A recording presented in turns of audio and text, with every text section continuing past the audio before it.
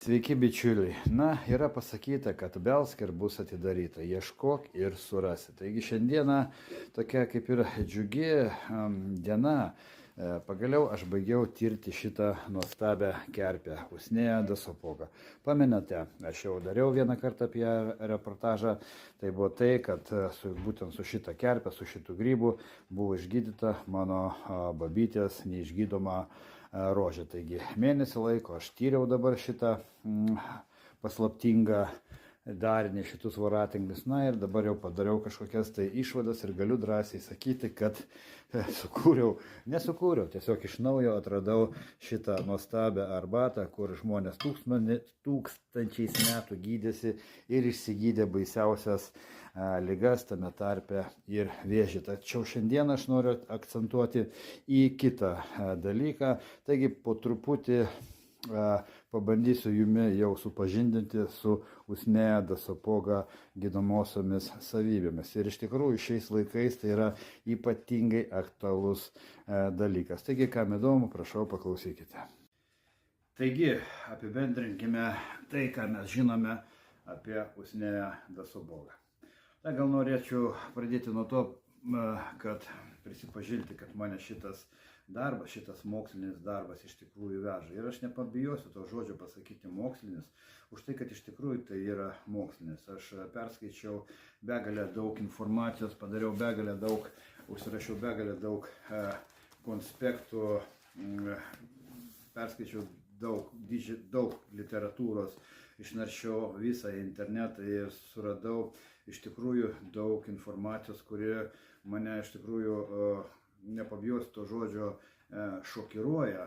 Šokiruoja ta prasme, kad aš pradėjau tikėti tom visom sąmokslo teorijom, kaip mums valdžia ir šiuo atveju farmacijos struktūros mums meluoja. Iš tikrųjų tai mums meluoja.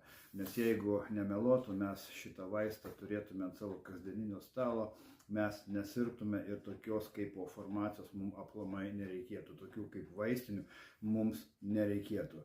Tai dėl to iš tikrųjų šita sąmokslo teorija, kad mums valdžia ir farmacijos kompanijos meluoja, turi teisę gyventi ir egzistuoti. Ir aš tuo esu visiškai įsitikinau tiesiog faktais, ką gydo šiti augalai ir kaip nuo mūsų tai yra slepiama, kaip visi šitie žiniuonys, žolininkai maišomi su srutomis, vadinami kvailiais, anksčiau ir į kalėjimą juos kišdavo, ta prasme, už tai, kad jie kalbėjo tiesą ir gydė žmonės prieinamom natūraliom priemonėm. Taigi, nesiplėskime į tai. Šiandien aš jums noriu pristatyti štai tokią arbatą. Tai yra iš tikrųjų imuniteto bomba, aš kitaip negaliu pavadinti. Tai yra pagrindas sudaro 95% sudaro čagos grybas ir 5% sudaro štai šita Usnėja Dasopoga samana. Kodėl tiek tokios didelės proporcijos? Todėl, kad šita samana jinai iš tikrųjų labai stiprus vaistas ir padauginti jos negalima. Kaip jau ir minėjau, aš surinkau begalę daug informacijos apie šitą samaną ir jeigu dabar pradėti plėtotis vien tik tai apie ją, tai čia ir savaitės neužteks.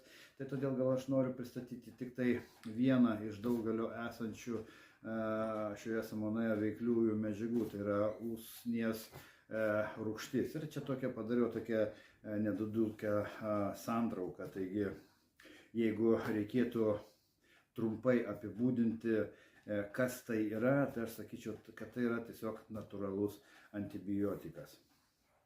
Tai reiškia, usnies rūgštyje, usnies rūgštis, reiškia, skatina žaizdų gijimą. Usnies rūgštis turi antibakterinių ir antivirusinių savybių. Todėl ši rūgštis neleidžia žaizdose atsirasti jokiai infekcinė. Kaip jau minėjom, jinai žudo visas bakterijas, visas visus virusus ir jūs pamenate, kai aš pasakoju apie vaikystėje išgydytą mano babytės kojos rožę, kurios daktarai išgydyti nesugebėjo, o štai kažkokia tai žiniuonė su šita samana uždėjus kelis kartus ant žaizdos, tiesiog tą rožę panaikino, jinai per savaitę laiko dingo. Tai va aš ilgai ieškojau, kas tai buvo per augalas ir štai pagaliau aš jį radau ir štai skaitau aš jums apie jį.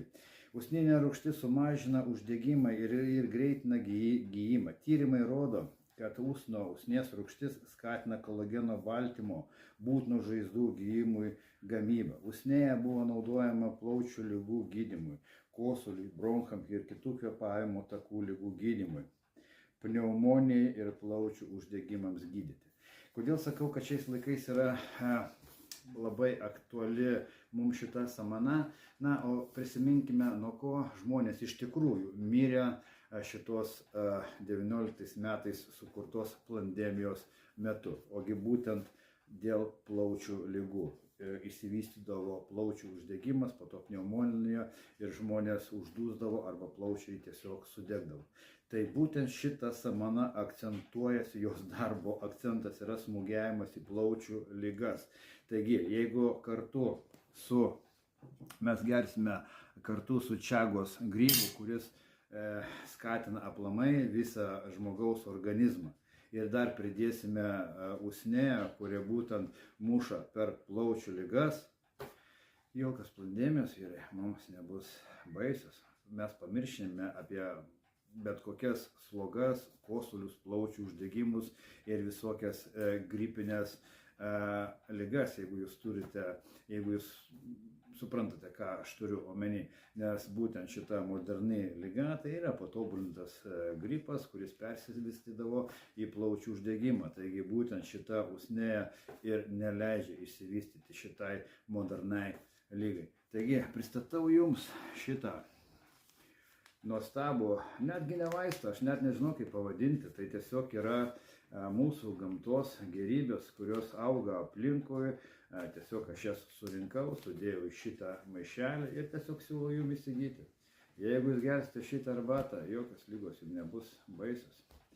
Taigi, džiugi žinia šiandieną, aš baigiau šitą tyrimą, atradau dėl savęs labai nuostabų vaistą, kurį jau dabar naudoju, kurį geriu.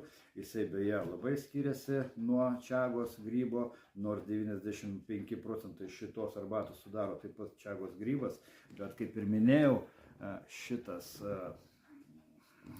voratinklis yra be galo stiprus, aktyvus, na, galima sakyti, jau kai vaistas ir jo padauginti iš tikrųjų negalima. Tai todėl jo čia yra tik tai 5%, tie 5% jau sudaro didelį tokį kartų skonį ir kvapas jau, kaip ir sakiau, primena jodo, streptocido, kažkokį tai jau medikamentą. Tai iš tikrųjų veikia. Taigi, galbūt šiandieną tiek. Būkite sveiki, nesirkite. Naudokite čagą, naudokite usnę ir jūs niekada nesirksite. Būkite sveiki, mėlyje. Iki.